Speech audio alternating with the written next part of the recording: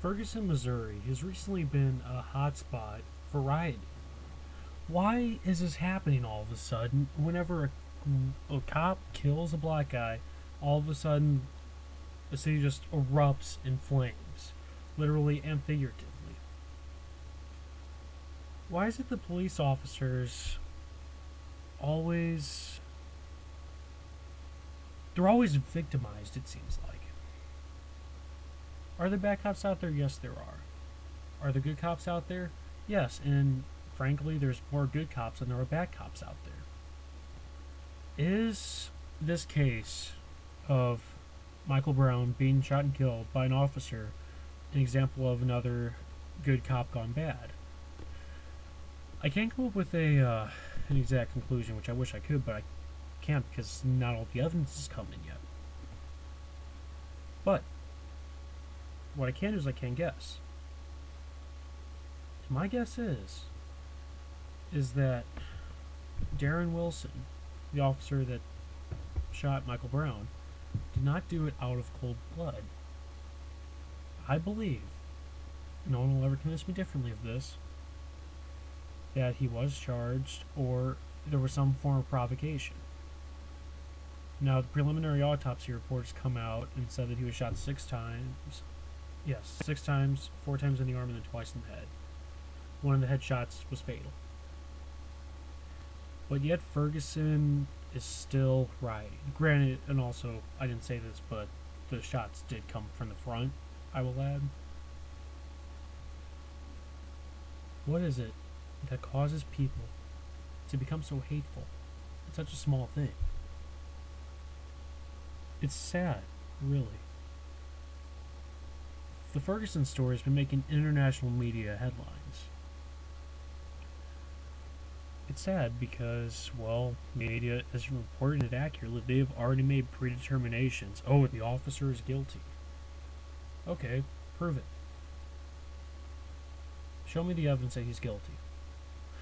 Oh wait, that's right, the media doesn't have it. So, why are they all of a sudden coming up with their own conclusions? For example, Russia Today, the Russian state propaganda channel, I will add, in case you haven't ever heard of them, which you probably have, but they said in one of their uploads to YouTube today, I didn't watch it live, they said that police brutality is spiked because of the militarization of America's police force. Okay, isn't another cause that maybe people are becoming aggressive against police officers? Oh wait, that's already been going on, that's right. I forgot about that. So, if it had been... what if Michael Brown had shot and killed the officer? Would there be rioting in the streets then? Would there be protests? Not on the scale that there are right now. It is truly saddening to me to see a town so close to my hometown just erupting in flames over this type of incident that happens the other way around very often every year.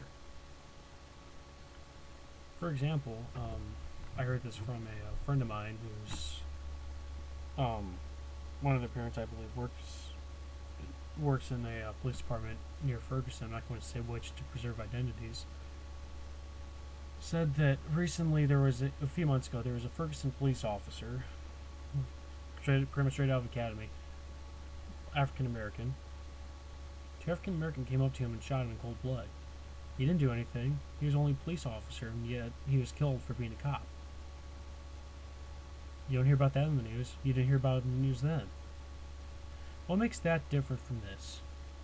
Simple. Race baiting. Everything is being turned into a race issue. Is it right? Hell no. Do I think we can stop it? Yes, I do. What's the easiest way to stop it? Well, good question. There's all sorts of ways to stop this. But we need to go back. We just need to change our way of thinking. I was originally going to have this video as a topic over on the Russia-Ukraine conflict. But obviously that didn't work out. Because, as you can tell, I'm filming this video, and my laptop is assigned to go on the fritz with me. Alright, so I apologize for that.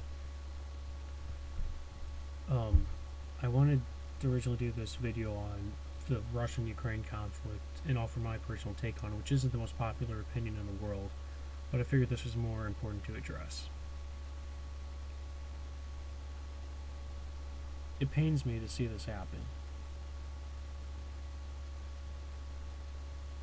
Rioting isn't necessary. Violence is never the answer. It never is and it never will be. Peace is a goal that I wish could be achieved. We all do. But I don't think it ever will be. It's truly saddening to think that way, but sometimes you have to. A good friend of mine once told me that the only way that people will stop hating and killing each other is when we are all dead. At first I didn't want to believe him, I'll be honest with you. But then I got to thinking about it. He actually might have some sense there. I mean, look, we actually had a short period of peace after World War I, after we killed however many millions of people it was. And then World War II, well, I guess we really can't use that as an example because the Korean War broke out like 4 or 5 years afterwards, after the end of that. And the Cold War started up in 1949, well, as we all know, World War II ended in 1945. It's one of those issues that we all wish we could fix, but frankly we just can't.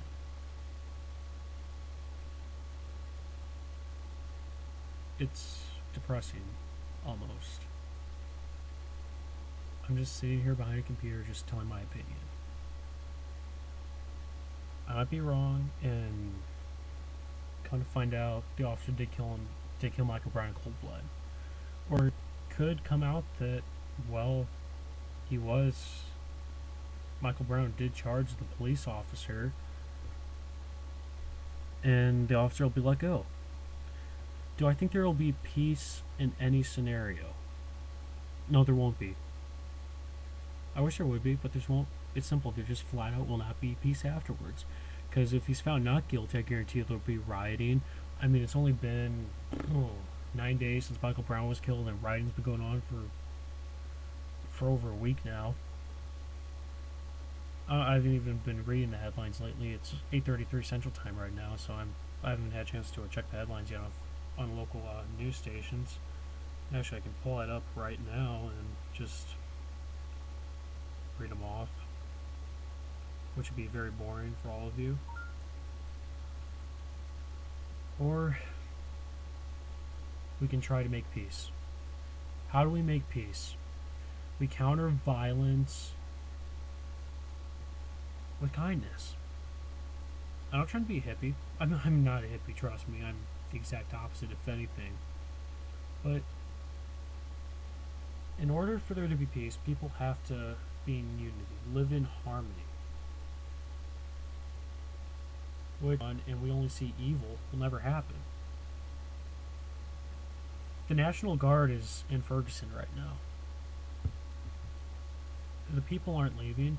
They're saying, oh, hands up, don't shoot. Okay, well, you're also breaking the law by breaking curfew. A Quick Trip was burned down. Zisser Tire is probably going to have to go out of business because of all this crap.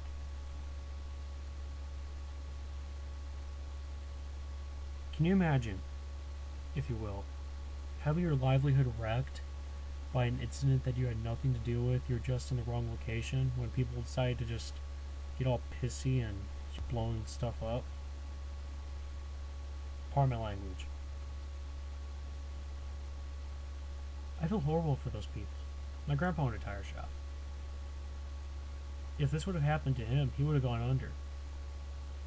And is this retire? I hope they can make it out, or well, recover at least somewhat so they can stay in business, but I'm afraid they won't be able to. What do we need to do to counter this? I know I brought up the question, I never answered. I apologize. We need, as a nation, We can do what locals can do what we want. We can do what we have to. But what everyone can do, donate to charities. Help these people get off the streets. Help the businesses that have been destroyed by these protests. It's not hard to do. Well, it could be hard to do if you're financially strained. But do what you can. I guarantee you that the ends will certainly justify the means. Pray for Ferguson. Pray for Darren Wilson's family, and as well as Darren Wilson. Pray for peace.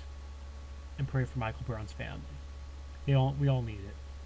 Don't blame the family for this rioting. They didn't ask for this. Justice is always a good thing. Justice can either be something we like or something that we don't like. But in the end, justice always prevails. And it will once again. Closing remark. Peace will prevail over all evil. Edmund Burke once said, "The only thing necessary for evil to prevail is for good men to do nothing." If you're watching this, be a good person. Do the right thing. Stop the advancement of evil. Thank you and have a nice day.